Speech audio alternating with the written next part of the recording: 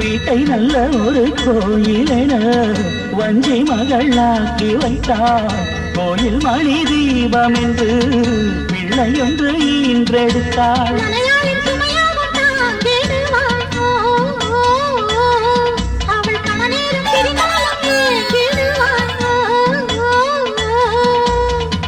உப்பு கல்லை வைரமாய்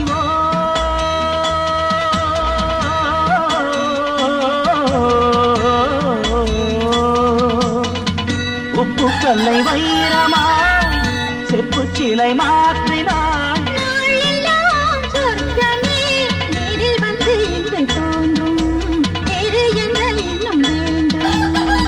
அழகான மஞ்சப்புறா அதன் கூட மாடப்புறா பிரியாத ஜோடிப்புறா மழியாத ஆனந்த பாட்டுக்கு ஆண்டாண்டு காலங்கள்